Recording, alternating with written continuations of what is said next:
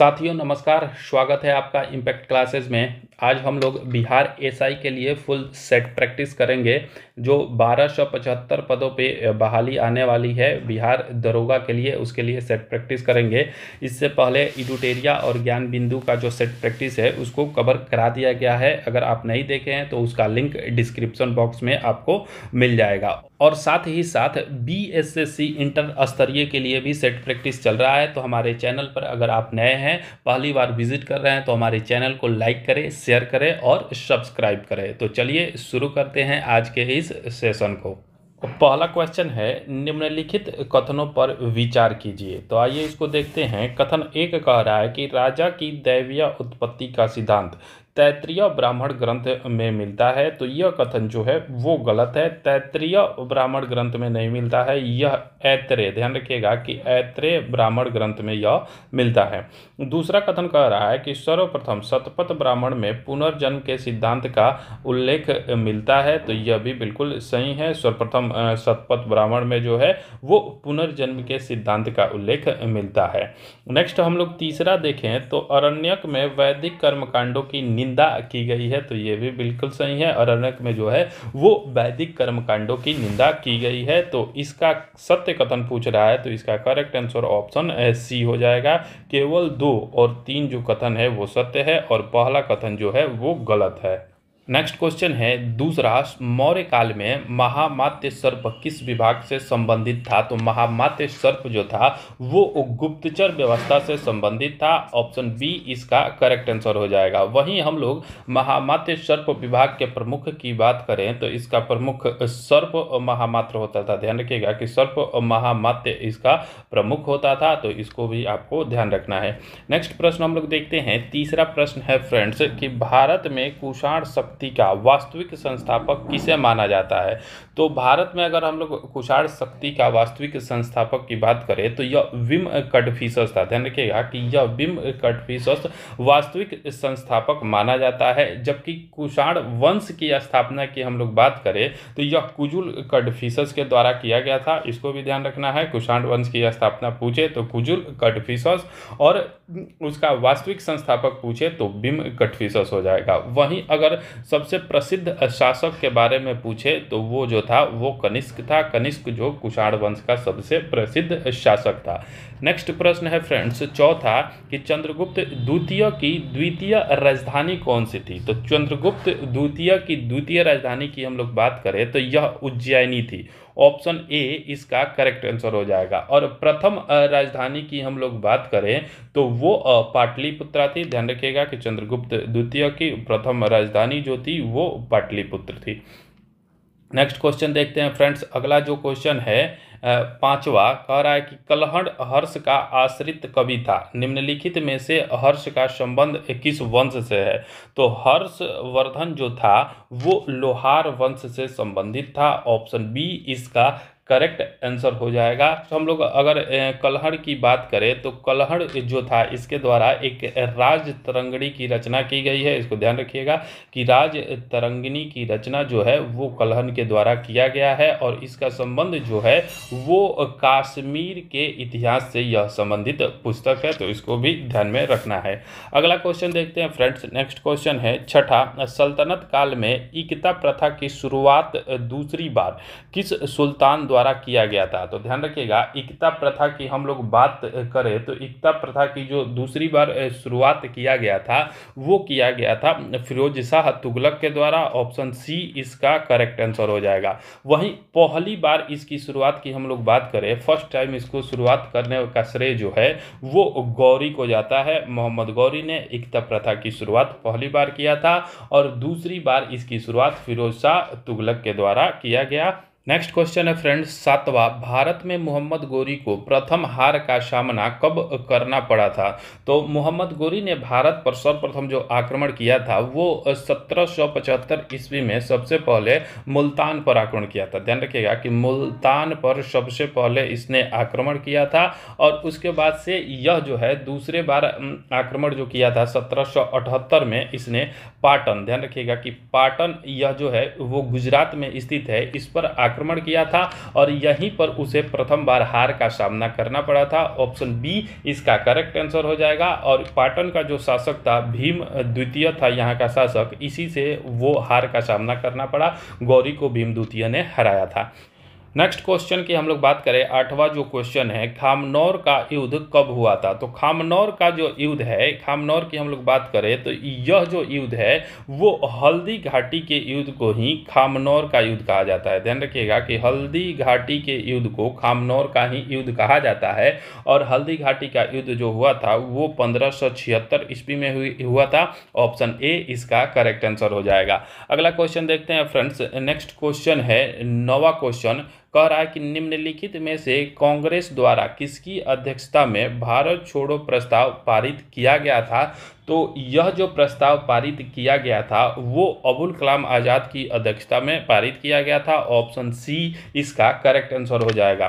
ध्यान रखिएगा कि 8 अगस्त 1942 को यह आंदोलन शुरू हुआ और अबुल कलाम आज़ाद की अध्यक्षता में इसे पारित किया गया था। और एक चीज़ और ध्यान रखिएगा कि कांग्रेस की अध्यक्षता सर्वाधिक समय तक जो है वो अबुल कलाम आज़ाद के द्वारा लगातार सर्वाधिक समय तक इन्हीं के द्वारा इसकी अध्यक्षता की गई थी। अगला प्रश्न हम लोग देखते हैं फ्रेंड्स। नेक्स्ट जो प्रश्न है 10वां, निम्नलिखित में से कौन गडकरी विद्रोह का नेतृत्व करता था। तो गडकरी विद्रोह की हम लोग बात करें तो इसका नेतृत्व करता दाजी कृष्ण पंडित था। और यह जो विद्रोह था वो 1844 ईस्वी में हुआ था। तो इसको भी आपको ध्यान रखना है कि यह विद्रोह जो था वो 1844 ईस्वी में हुआ था। वहीं हम लोग चक्र बिसोई की बात करें तो चक्र बिसोई जो था वो खोंड, ध्यान रखिएगा कि खोंड विद्रोह का नेतृत्व करता था और यह जो था वो उड़ीसा के क्षेत्र में खोंड विद्रोह हुआ था। नेक्स्ट हम लोग बुद्धो भगत की बात करें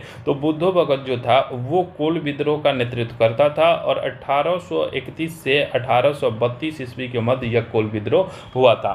गोमधर कुंवर की हम लोग बात करें तो गोमधर कुंवर जो था यह था अहोम विद्रोह। ध्यान रखिएगा कि गोमधर कुंवर अहोम विद्रोह का नेतृत्व करता था और यह विद्रोह जो है वो 1828 से 1833 ईस्वी के मध्य हुआ था। इसका करेक्ट आंसर जो हो जाएगा गडकरी विद्रोह का नेतृत्व करता, ऑप्शन बी हो जाएगा। नेक्स्ट क्वेश्चन है 11 नंबर, वर्धा शिक्षा योजना 1937 के प्रारूपकर्ता कौन थे। तो इसको हम लोग देखते हैं 1937 में इसका जो प्रारूपकर्ता थे वो जाकिर हुसैन थे। ध्यान रखिएगा जाकिर हुसैन वर्धा शिक्षा योजना के प्रारूपकर्ता थे। ऑप्शन ए इसका करेक्ट आंसर हो जाएगा। अगला क्वेश्चन है फ्रेंड्स 12 नंबर, कुप्रशासन के आधार पर मैसूर, कुर्ग एवं कछार की रियासतों का विलय ब्रिटिश साम्राज्य में किया गया था। तो यह जो विलय है वो लॉर्ड विलियम बेंटिक के द्वारा कुप्रशासन के आधार पर मैसूर, कुर्ग और कछार का जो है वो रियासतों का विलय ब्रिटिश साम्राज्य में कर लिया गया। ऑप्शन डी इसका करेक्ट आंसर हो जाएगा। नेक्स्ट प्रश्न देखते हैं फ्रेंड्स। अगला प्रश्न है 13 नंबर, 1857 द ग्रेट रिवोल्ट नामक पुस्तक के लेखक कौन है। इंपॉर्टेंट क्वेश्चन है, ध्यान रखिएगा। 1857 द ग्रेट रिवोल्ट पुस्तक के लेखक जो है वो अशोक मेहता है। ऑप्शन बी इसका करेक्ट आंसर हो जाएगा।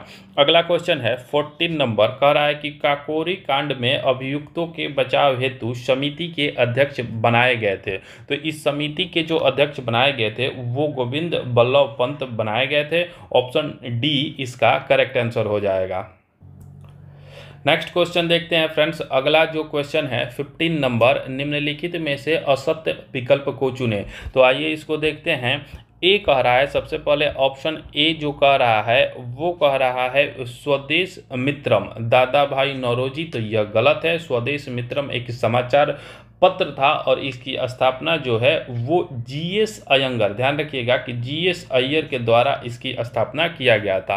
ट्रिब्यून जो है वो दयाल सिंह मजीठिया की है, बिल्कुल सही है। हिंदू जो है वो जीएस अय्यर और बी राघवाचारी की है, ये भी बिल्कुल सही है। समाचार दर्पण की हम लोग बात करें तो विलियम कैरी की यह है और ये भी बिल्कुल सही है। तो असत्य विकल्प जो है ऑप्शन ए गलत है। ऑप्शन ए इसका करेक्ट आंसर हो जाएगा।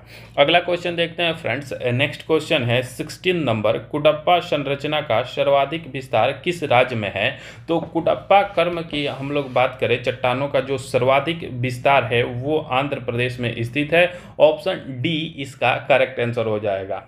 अगला प्रश्न देखते हैं फ्रेंड्स 17 नंबर, मोलेसिस बेसिन अवस्थित है। तो मोलेसिस बेसिन की हम लोग बात करें तो यह जो है वो मिजोरम में है। इंपॉर्टेंट क्वेश्चन है, ध्यान रखिएगा। मोलेसिस बेसिन जो है वो मिजोरम में है। ऑप्शन सी इसका करेक्ट आंसर हो जाएगा। अगला क्वेश्चन देखते हैं फ्रेंड्स। नेक्स्ट जो क्वेश्चन है 18 नंबर, खारदुंगला दर्रा अवस्थित है। खारदुंगला दर्रा की हम लोग बात करें तो यह लद्दाख में अवस्थित है। ऑप्शन ए इसका करेक्ट आंसर हो जाएगा। नेक्स्ट क्वेश्चन है फ्रेंड्स 19 नंबर, निम्नलिखित में से कौन सा विकल्प असत्य है। असत्य विकल्प को यहाँ पहचानना है, तो आइए इसको देखते हैं। सबसे पहले ऑप्शन ए कह रहा है कि नारायण सरोवर, एक तरफ झील दिया गया है और दूसरी तरफ राज्य दिया गया है। ऑप्शन ए कह रहा है कि नारायण सरोवर, तो नारायण सरोवर जो है वो गुजरात में स्थित है, बिल्कुल सही है। पाला की बात करें तो यह मिजोरम में स्थित है, बिल्कुल सही है।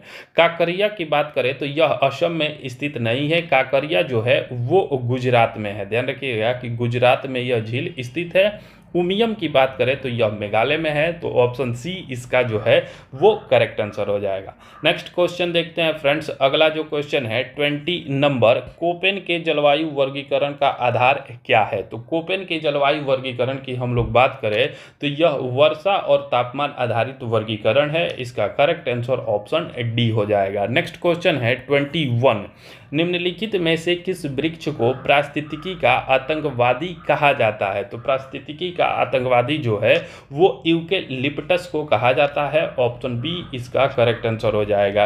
इंपॉर्टेंट क्वेश्चन है, बहुत सारे एग्जाम में पूछा जाता है। पारिस्थितिकी का आतंकवादी जो है वो यूकेलिप्टस को कहा जाता है।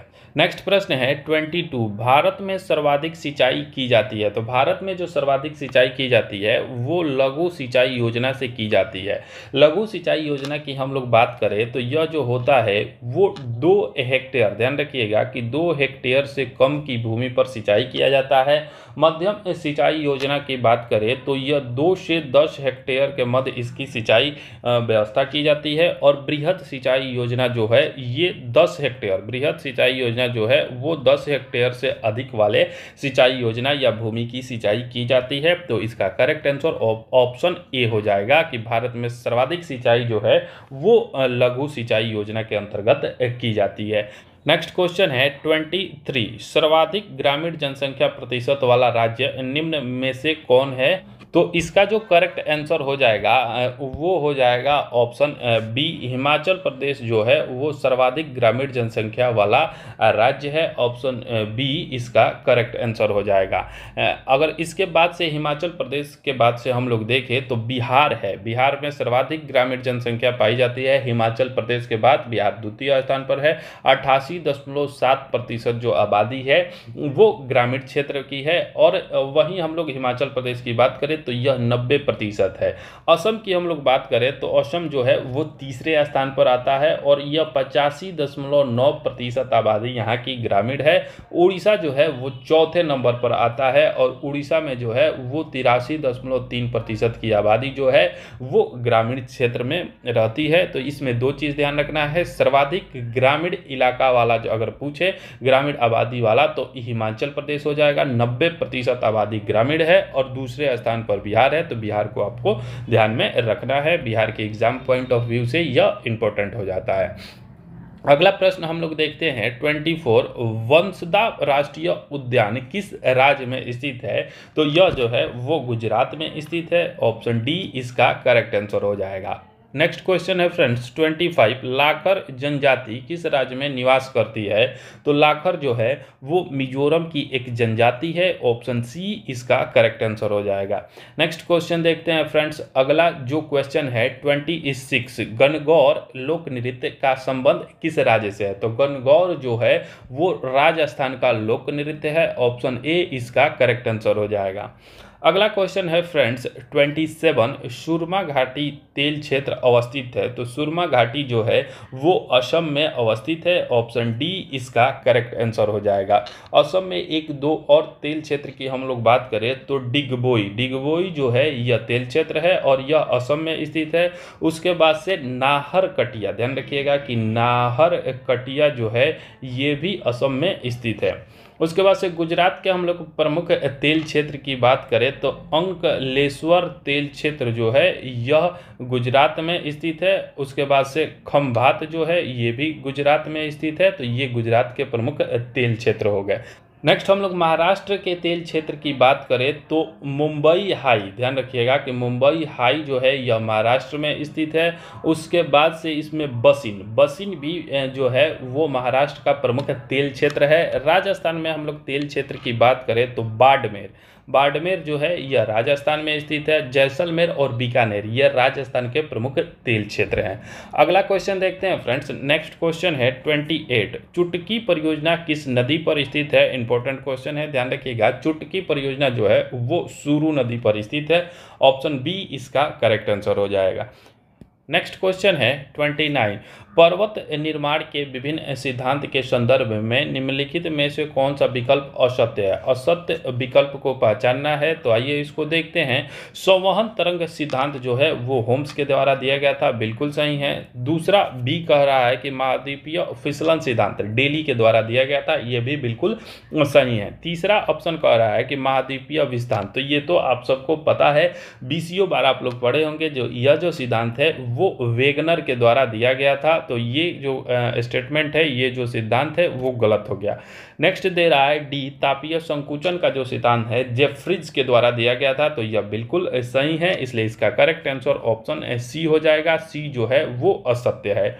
अगला क्वेश्चन है 30 नंबर, मोजाम्बिक जलधारा किस महासागर की है? तो मोजाम्बिक जलधारा की हम लोग बात करें तो यह जो है वो हिंद महासागर की जलधारा है, और यह जो है वो गर्म जलधारा है। ध्यान रखिएगा कि यह हिंद महासागर की गर्म जलधारा है। और इसके साथ साथ हिंद महासागर की एक और जलधारा है जिसे अगुलहास, ध्यान रखिएगा कि अगुलहास कहा जाता है, तो ये भी जो है वो गर्म जलधारा है हिंद महासागर की। ऑप्शन ए इसका करेक्ट आंसर हो जाएगा।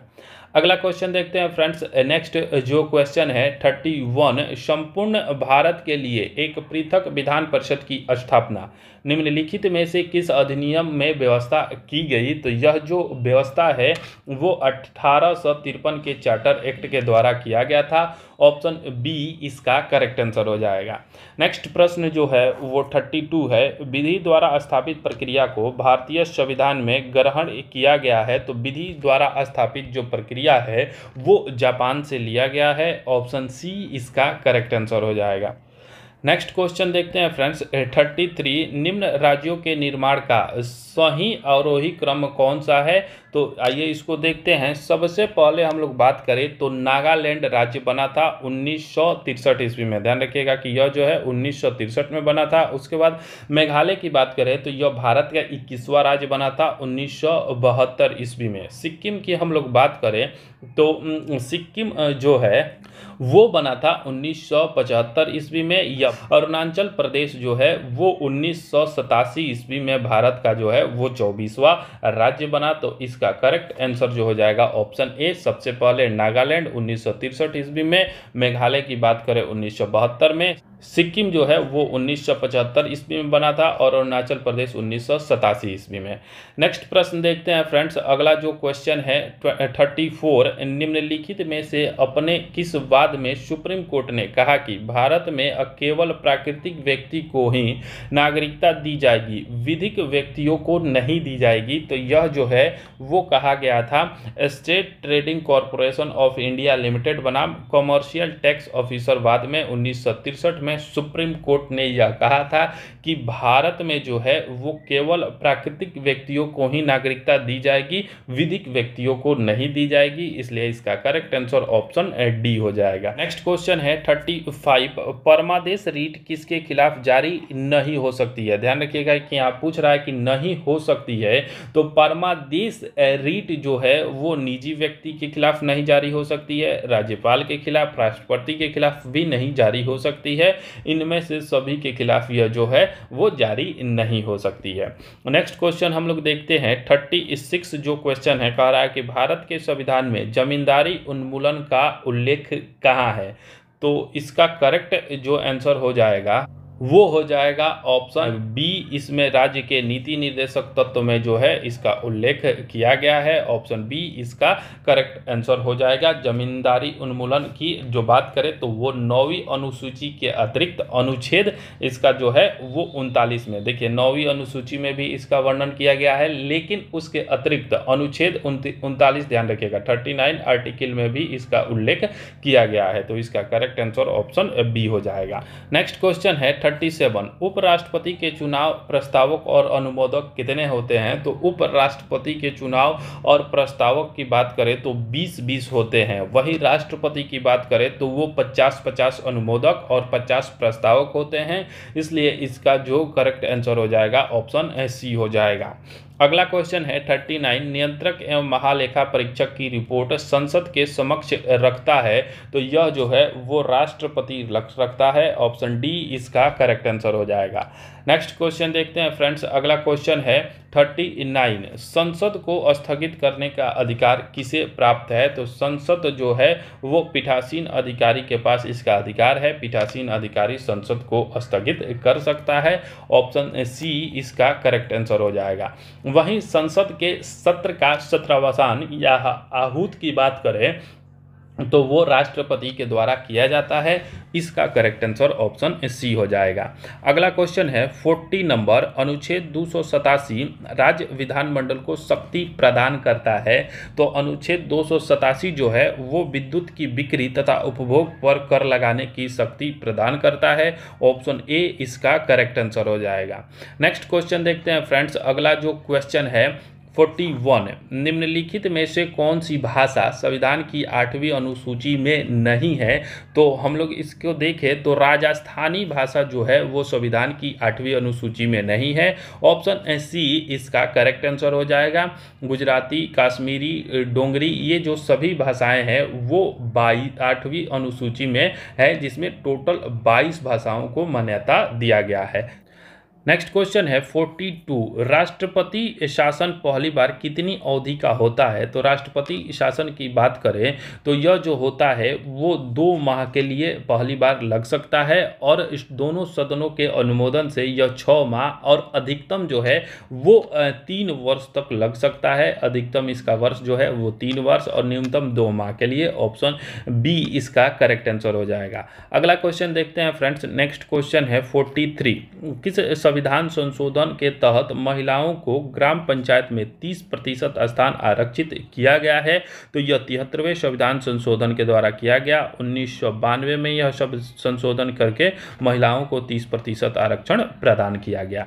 नेक्स्ट क्वेश्चन है 44। निम्नलिखित में से कौन सा सांविधिक निकाय नहीं है? तो सांविधिक निकाय नहीं है तो पूछ रहा है तो केंद्रीय प्रशासनिक अधिकरण जो है यह सांविधिक नहीं, यह संवैधानिक निकाय है। ध्यान रखिएगा कि संवैधानिक निकाय यह है, और इसका वर्णन जो है वो आर्टिकल 323 ए में किया गया है। आर्टिकल 323 ए में इसका वर्णन किया गया है।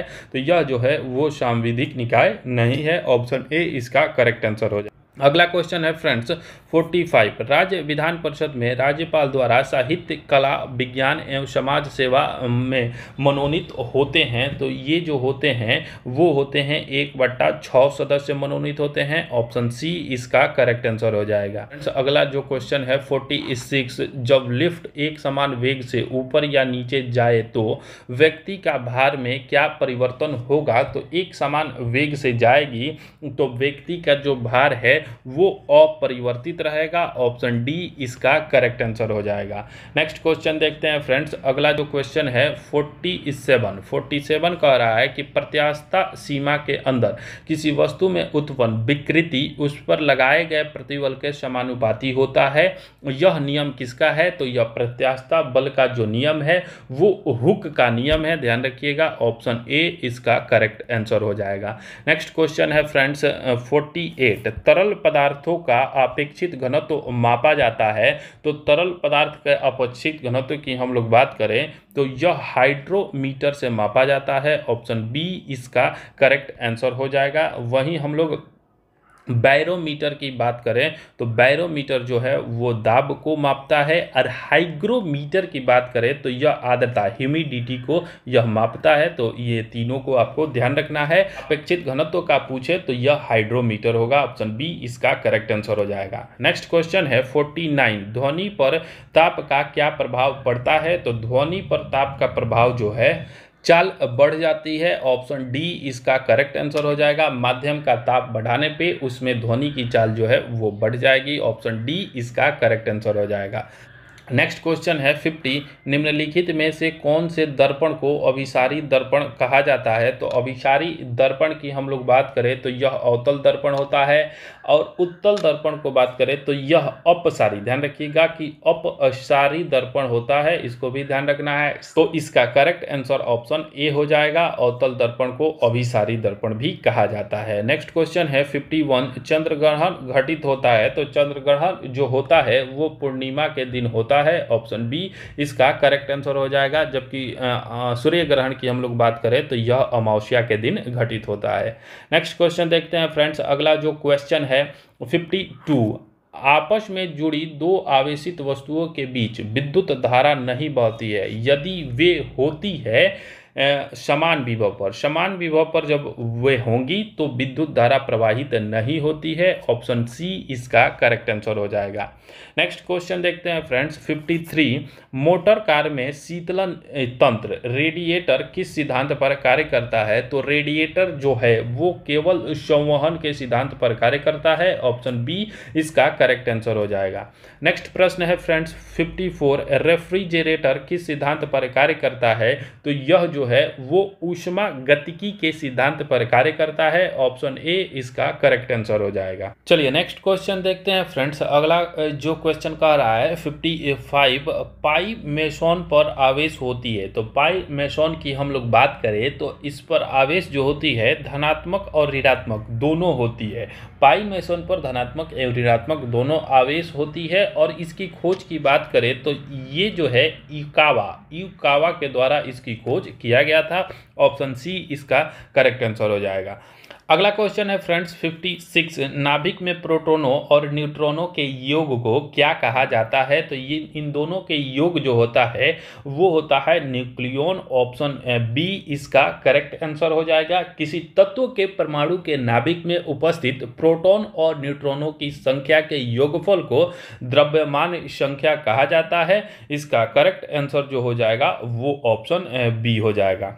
नेक्स्ट क्वेश्चन है 57, रेडियो सक्रिय तत्वों के किस कण के उत्सर्जन से समभारिक बनते हैं? तो समभारिक की हम लोग बात करें तो समभारिक जो है वो बीटा कण के उत्सर्जन से समभारिक बनते हैं, ऑप्शन बी इसका करेक्ट आंसर हो जाएगा। अगला क्वेश्चन है फ्रेंड्स 58, निम्नलिखित में से कौन सा पदार्थ ऑक्सीकारक एवं अवकारक दोनों की तरह व्यवहार करता है? तो इसमें जो है HNO2 नाइट्रस अम्ल जो है वो ऑक्सीकारक और अवकारक दोनों की तरह यह व्यवहार करता है, ऑप्शन डी इसका करेक्ट आंसर हो जाएगा। अगला क्वेश्चन देखते हैं फ्रेंड्स। नेक्स्ट जो क्वेश्चन है वो है 59, क्षार में मिथाइल ऑरेंज को किस रंग में परिवर्तित कर देता है? तो मिथाइल ऑरेंज जो है वो पीला में परिवर्तित हो जाता है, ऑप्शन बी इसका करेक्ट आंसर हो जाएगा। अगला क्वेश्चन है फ्रेंड्स 60 नंबर, नाइटर किस धातु का अयस्क है? तो नाइटर जो है वो पोटेशियम का अयस्क होता है, ऑप्शन सी इसका करेक्ट आंसर हो जाएगा। नेक्स्ट क्वेश्चन है 61, हीरा की संरचना होती है? तो हीरा जो होता है वो समचतुष्फलकीय होता है, ऑप्शन बी इसका सही जवाब हो जाएगा। नेक्स्ट क्वेश्चन है 62, निम्नलिखित में से कौन सी सल्फर प्राप्ति विधि है? तो सल्फर जो है वो फ्रॉस विधि से प्राप्त किया जाता है, ऑप्शन डी इसका करेक्ट आंसर हो जाएगा। अगला क्वेश्चन हम लोग देखें 63 कह रहा है कि जीवन शक्ति के सिद्धांत के प्रतिपादक कौन थे? तो जीवन शक्ति जो है वो बर्जीलियस के द्वारा दिया गया था, ऑप्शन सी इसका करेक्ट आंसर हो जाएगा। अगला क्वेश्चन है 64। निम्नलिखित में से असत विकल्प कौन सा है? एक तरफ कार्बनिक यौगिक दिया गया है और दूसरी तरफ उसके क्रियाशील समूह को दिया गया है। तो आइए इसको देखते हैं। ऑप्शन ए कह रहा है ईथर, तो ईथर का जो क्रियाशील समूह होता है वो ओ होता है। बी कह रहा है कीटोन, कीटोन का क्रियाशील समूह जो होता है सी और ओ होता है। सी कह रहा है एमाइड, तो एमाइड का जो क्रियाशील समूह होता है वो होता है NH2 होता है। तो इसका जो ये जो दिया गया है वो गलत हो जाएगा। विनाइल का क्रियाशील समूह CH2 = CH होता है, इसलिए इसका करेक्ट आंसर ऑप्शन सी हो जाएगा। नेक्स्ट क्वेश्चन है 65। निम्नलिखित में से कौन सा एंटीसेप्टिक नहीं है? तो एंटीसेप्टिक की हम लोग बात करें तो एस्प्रिन जो होता है वो एंटीसेप्टिक नहीं होता है। ऑप्शन बी इसका करेक्ट आंसर हो जाएगा। नेक्स्ट क्वेश्चन हम लोग देखते हैं। अगला जो क्वेश्चन है 66। निम्नलिखित में से कौन सा विकल्प असत्य है? असत्य विकल्प का चयन करना है। एक तरफ जीव दिया गया है और दूसरी तरफ उसका वैज्ञानिक नाम दिया गया है। तो चलिए इसको देखते हैं। सबसे पहले दिया गया है ऑप्शन ए में गाय, तो गाय का जो वैज्ञानिक नाम होता है वो बॉश इंडस होता है, तो ये बिल्कुल सही है। बी कह रहा है मक्खी, तो मक्खी का जो वैज्ञानिक नाम होता है वो मस्का डोमेस्टिका होता है, तो ये भी बिल्कुल सही है। सी कह रहा है बिल्ली, बिल्ली का जो होता है वो फेलिस फेमिलियर्स दिया गया है, तो ये गलत है, ये फेलिस डोमेस्टिका होता है। इसका जो होता है वो फेलिस डोमेस्टिका होता है, तो इसको ध्यान रखिएगा। और मेढक का जो दिया गया है राना टिंगरीना दिया गया है, तो यह बिल्कुल सही है, इसलिए इसका करेक्ट आंसर जो हो जाएगा ऑप्शन सी जो दिया गया है वो गलत दिया गया है। नेक्स्ट प्रश्न है 67। सूक्ष्मतम कोशिका माइकोप्लाज्म की है, यह जो है वो है जीवाणु। माइकोप्लाज्म की सूक्ष्मतम कोशिका जो होती है वो जीवाणु होती है। ऑप्शन ए इसका करेक्ट आंसर हो जाएगा। नेक्स्ट क्वेश्चन है 68। निम्नलिखित में से कौन सा मोनेरा जगत का भाग नहीं है? तो मोनेरा जगत की हम लोग बात करें तो कवक जो है वो मोनेरा जगत का भाग नहीं है। ऑप्शन सी इसका करेक्ट आंसर हो जाएगा। अगला क्वेश्चन है 69। ग्रीन हाउस गैसों की इस संकल्पना की थी, तो ग्रीन हाउस गैस जो है वो जोसेफ फ्लोरियन के द्वारा किया गया था। ऑप्शन सी इसका करेक्ट आंसर हो जाएगा। अगला क्वेश्चन देखते हैं फ्रेंड्स। नेक्स्ट जो क्वेश्चन है 70 नंबर। निम्नलिखित में से किसमें खुली नाड़ी संबंधित तंत्र होता है? तो खुली नाड़ी संबंधित तंत्र जो होता है वो कॉकरोच में होता है। ऑप्शन ए इसका करेक्ट आंसर हो जाएगा। कॉकरोच की हम लोग बात करें तो इसमें ये जो है वो ऑर्थोपेडा, ध्यान रखिएगा कि ये ऑर्थोपेडा संघ का सदस्य होता है, उसका जीव होता है, और इसके हृदय जो होते हैं उसमें 13 कक्ष यानी 13 ब्रैकेट या कक्ष बने होते हैं, तो इसको आप लोग ध्यान रखिएगा। नेक्स्ट प्रश्न देखते हैं फ्रेंड्स। अगला प्रश्न है 71। निम्नलिखित में से कौन सा संयोजक उत्तक नहीं है? संयोजक उत्तक नहीं है पूछ रहा है, तो इसमें जो इसका करेक्ट आंसर हो जाएगा वो कंकाल पेशी जो है वो संयोजक उत्तक नहीं है। ऑप्शन डी इसका करेक्ट आंसर हो जाएगा। नेक्स्ट क्वेश्चन है 72। लौ की कमी के कारण कौन सा रोग होता है? तो लौ की कमी के कारण रक्त अल्पता नामक रोग होता है। ऑप्शन बी इसका करेक्ट आंसर हो जाएगा। बेरी बेरी की हम लोग बात करें तो यह विटामिन B1 की कमी के कारण होता है, और क्वाशिकोर की हम लोग बात करें तो यह जो है वो प्रोटीन की कमी के कारण बच्चों में यह रोग होता है। इसका करेक्ट आंसर ऑप्शन बी हो जाएगा। नेक्स्ट प्रश्न देखते हैं फ्रेंड्स। अगला जो क्वेश्चन है 73। हमारे शरीर में कुल कितनी मांसपेशियां होती है? तो यह जो होती है 639, 639, ध्यान रखिएगा कि 639 ये जो होती है मांसपेशियां होती है। ऑप्शन बी इसका करेक्ट आंसर हो जाएगा।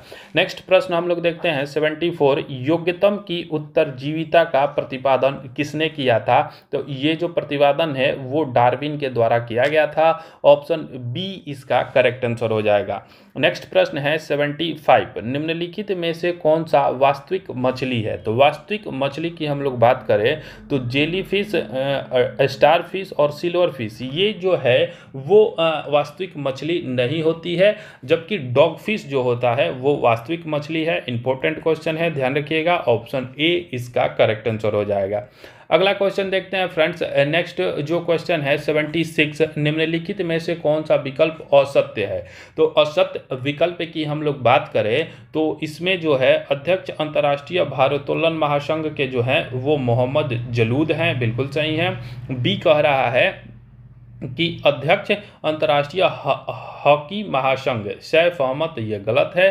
अध्यक्ष भारतीय क्रिकेट कंट्रोल बोर्ड, तो ये भी गलत है। अभी वर्तमान में ये अध्यक्ष जो है वो बदल गए हैं। महानिदेशक भारतीय खेल प्राधिकरण नीलम कपूर हैं, तो ये सही है। तो इसका करेक्ट आंसर बी और सी दोनों हो जाएगा। अगला क्वेश्चन हम लोग देखते हैं। नेक्स्ट जो क्वेश्चन है 77, हाल ही के दिनों में पर्यावरण एवं वन मंत्री भूपेंद्र यादव ने वन स्थिति रिपोर्ट 2021 जारी की। यह कौन सा संस्करण है? तो यह वन स्थिति रिपोर्ट जो है वो संस्करण की बात करें तो यह 17वीं संस्करण है। ऑप्शन बी इसका करेक्ट आंसर हो जाएगा। नेक्स्ट क्वेश्चन है 78, डोल उत्सव 2022 कहाँ मनाएगा? तो डोल उत्सव जो है वो पश्चिम बंगाल में मनाया जाता है।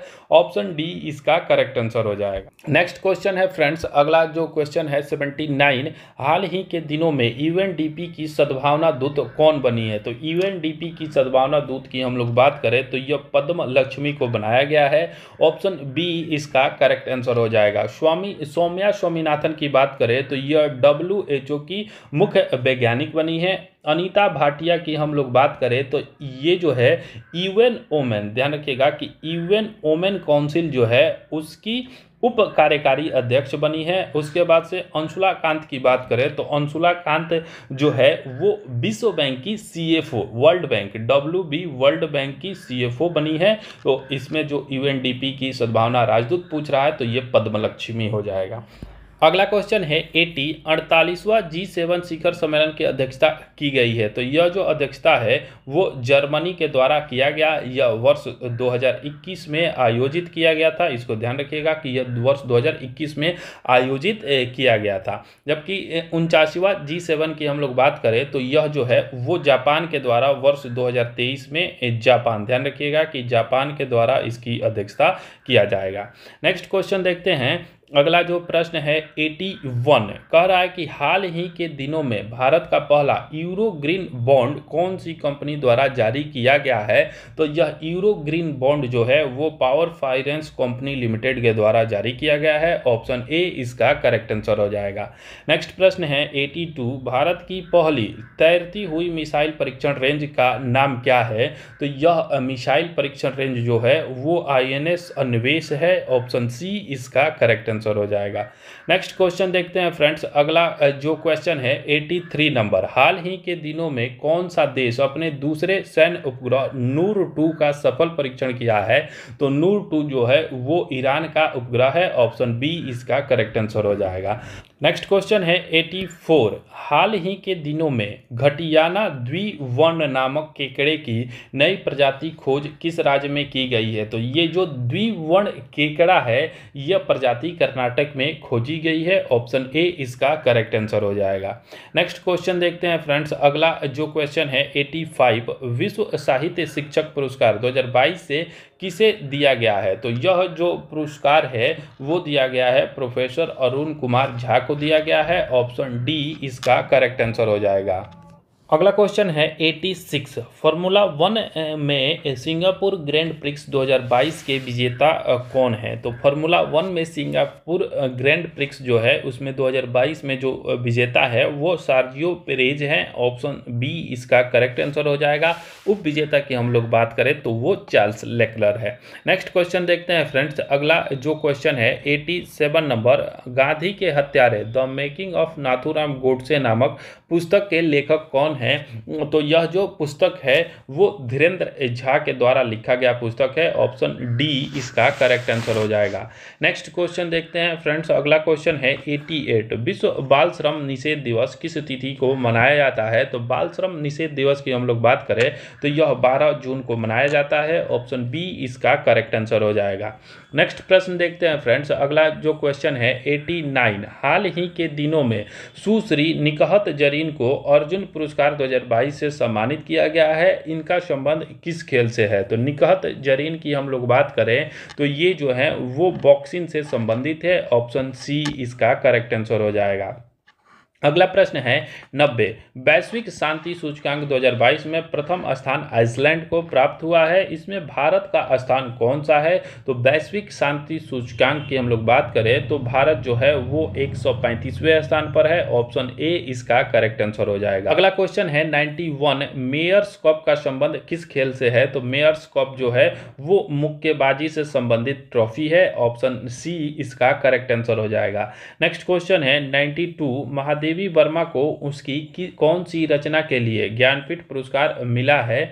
तो इसका जो करेक्ट आंसर हो जाएगा ऑप्शन बी, यमा के लिए महादेवी वर्मा को ज्ञानपीठ पुरस्कार दिया गया है। उसके बाद से नेक्स्ट क्वेश्चन हम लोग देखते हैं 93। पहली बार राज्य अर्थव्यवस्था सिद्धांत के प्रतिपादक कौन थे? तो राज्य अर्थव्यवस्था सिद्धांत की हम लोग बात करें तो इसके प्रतिपादक कार्ल मार्क्स थे। ऑप्शन ए इसका करेक्ट आंसर हो जाएगा। नेक्स्ट क्वेश्चन है 94। निर्धनता उन्मूलन के लिए 20 सूत्री आर्थिक कार्यक्रम की शुरुआत किस वर्ष किया गया था? तो ये जो 20 सूत्री आर्थिक कार्यक्रम है इसकी शुरुआत किया गया था 1982 में। ऑप्शन सी इसका करेक्ट आंसर हो जाएगा। नेक्स्ट क्वेश्चन देखते हैं फ्रेंड्स। अगला जो क्वेश्चन है वो है 95। यहाँ से जो है वो मैथ्स के क्वेश्चन शुरू हो रहे हैं तो उसका मैं सिर्फ आपको आंसर बता दूंगा, आप लोग मिला लीजिएगा। 95 क्वेश्चन जो है, यदि प्राथमिक घाटे में ब्याज भुगतान को सम्मिलित कर लिया जाता है तो वह किसके बराबर हो जाता है? तो वह जो हो जाता है वो राजस्व व्यय के बराबर हो जाता है। राजस्व व्यय जो होता है वो प्राथमिक घाटा और ब्याज भुगतान जो होता है वो राजस्व व्यय होता है। ऑप्शन सी इसका करेक्ट आंसर हो जाएगा। नेक्स्ट क्वेश्चन जो है वो मैथ का है। 96 का जो करेक्ट आंसर हो जाएगा वो डी हो जाएगा, 208 दिन। अगला जो क्वेश्चन है 97 नंबर क्वेश्चन, इसका करेक्ट आंसर हो जाएगा ऑप्शन बी, 5 घंटे इसका करेक्ट आंसर हो जाएगा। अगला क्वेश्चन है 98 का जो करेक्ट आंसर हो जाएगा वो हो जाएगा ऑप्शन बी, 126 इसका करेक्ट आंसर हो जाएगा।